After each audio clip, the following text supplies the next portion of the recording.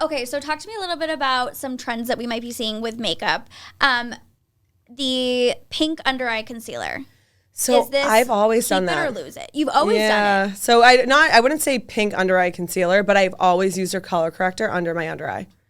And it's funny because I think I made a video about this, or I think maybe it was one of my stories, but I said like people who I've done their makeup like way in the past, they'll know I have always said I'm like use a color corrector, and I loved the Sephora like brand one, which they don't sell anymore, obviously.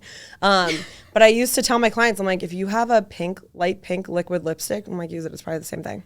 Oh. Now liquid She's blush. Resourceful. Because I hate when people like want to, buy a whole new everything. That's the one thing everyone's like, tell me what to buy. I'm like, well, let me see what you have. You might not need to buy everything. But if you have like a cream blush or something. That's what I do. I just put a little bit, I let it dry, the Rare Beauty, and then I put my concealer over it.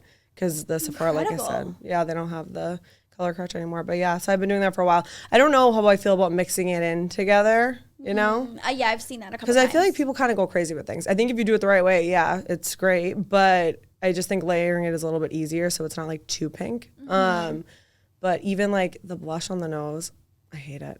I really hate it. And I really hate it. And I know it's so popular right now. And I think if it's done right, it's cute. But I feel like a lot of times it's not done right, and you just have a pink nose, and it drives me crazy. I'm typically very sensitive to temperature. Yeah. If I get really hot or really cold, my nose will turn red. So for me, I look at them and I'm like, I try to avoid this look, and people are going for it, so maybe I should just start embracing it. But I do think there is a finesse to perfecting that vibe. Yeah, and I think sometimes, like I said, it's just like a little too pinky, just like a little dust maybe. Yeah. But I think this year... You want to look flushed, not sunburned. Yeah, exactly. And it's like also like, do you even want to look flushed? Like, I don't know. Yeah. Me personally, I'm like, I don't know if I want to look that flushed. Maybe just a little bit. But like you said, your natural starts to come through, and then you already have blush on, and then now you have a red nose. It's just a lot. Yeah.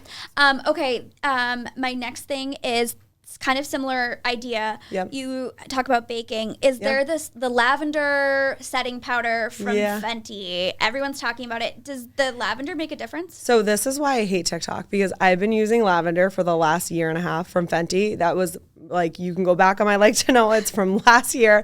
I'm like, TikTok finds all my favorite things and ruins them for me. Steals them from you? Yeah, so then I can't get them.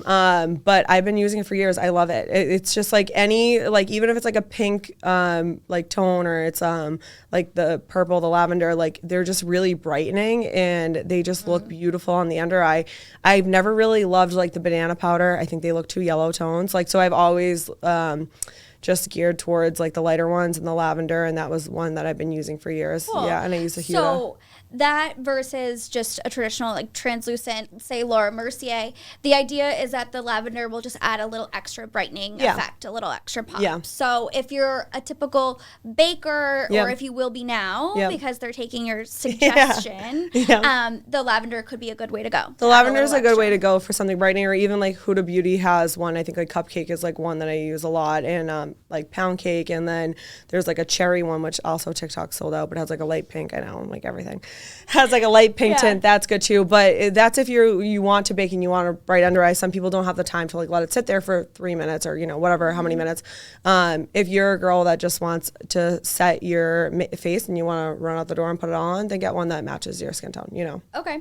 My last question is the falscara. I actually just started using this, and I'm obsessed with it. What is it? It's by the brand Kiss, which I love Kiss. Previously only thought they made fake nails, and I was a fan then. Oh no, they were the best lashes. I love their lashes. I had always, is Ardell? That's a different brand, right? Yeah, Ardell's good too. Ardell. Yep. But I never have used Kiss lashes or anything like that, but I saw this thing called falscara, and it is a double-sided applicator pen. One is a bond and one is a seal, and then it comes with little, I wouldn't say individual, but maybe quarter length strips, lashes, and you apply the bond on your eyelash like mascara. You place the eyelash underneath on the bottom side of your eye, and then you do the seal on top, and it stays for like 10 days. Oh, really? And they're so much easier to apply than strip lashes or regular eyelashes, which I cannot do to save my life. I can't do them on myself either. I can do them on anyone else, but I can't. So even when I teach like one-on-one classes or like classes, I tell everyone, I'm like, I cut them in half and I just do a half lash and then I like put my mascara on the rest because I can't even do a full on myself. It just gets crazy. Well, they don't fit everyone's eye shape. No, and you have to cut them and it's a pain and it's hard to like see and get both ends down unless like when I'm doing it on someone and their eyes are they're looking down, it's so easy. I can do it in 2 seconds. But when I have to do it on myself, it's a nightmare. So, I mean, that sounds like a great option, especially like false lashes or like the lash extensions. They're so expensive and you can't put makeup on them, so it's tough because you can't put mascara on, you can't use anything oil based because they'll come off, so you can't really do much if you put makeup on it and any of the eyeshadow gets off. I'm like trying to use like water to get it off and like that doesn't work. It's hard. Yeah, well, look into it. I'm a huge fan. I was curious if you have. I think there's been a couple different types of things like that, but yeah, it's super, super helpful. I know that there was another one, I forget what the name, but it was something like that, and I had a girl who I was doing her makeup, she had them on and they looked gorgeous and they worked. So, well, listen, let me teach you something. Well, I know. Okay. But any other little trends you see happening that people should get before it's sold out? I know. I think we're gonna see a lot of colors.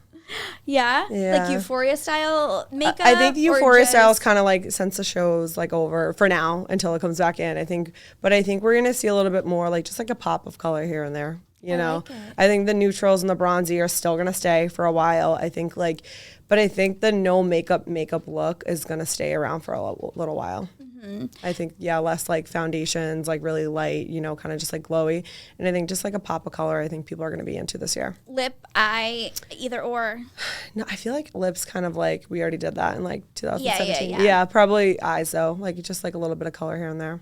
I have to say, I know we haven't been wearing our masks for a long time, but truly, I used to be such a lipstick girl. Yeah. And because of COVID and wearing my mask, I stopped because it would just get smudged or ruined or there's no point because no one can see it anyway. Yeah. And I don't think I've ever reverted back. I throw in a little lip gloss, a little Aquaphor to keep the lips, you know, nice and smooth. Yep. But I really don't use a lot of lipstick. I used to do the pop of red, fun colors. What's the point? And I think a lot of people, I know a lot of my friends don't do anything with the lipstick, and I feel like that's why eyeshadow, trying new things there, has become so popular. Yep, and like a little wing. I feel like everyone loves wing liners back. Is there a trick, a secret? Yes. How do you do it? Okay, so you're going to take, I don't know if I can explain this here, but you're going to take your liner, pencil, and do like a little bit on your waterline on the inside, okay? Then take a little flat brush, and you're going to put it directly in your eye and close.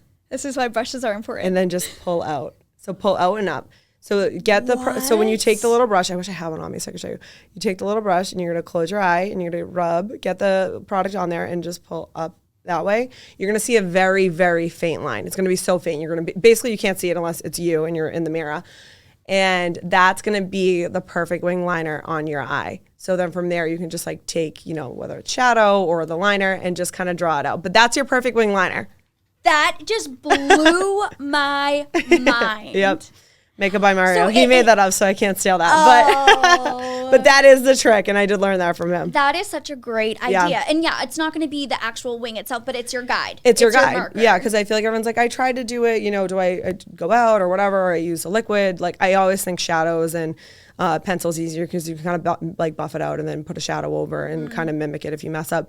But that's the perfect way to get your perfect wing for your shape. And like I said, it's going to be very, very faint. You're barely going to be able to see it. And then from there, just kind of draw it on. And then, you're good. It will change. It will change your life. Yeah. Yeah.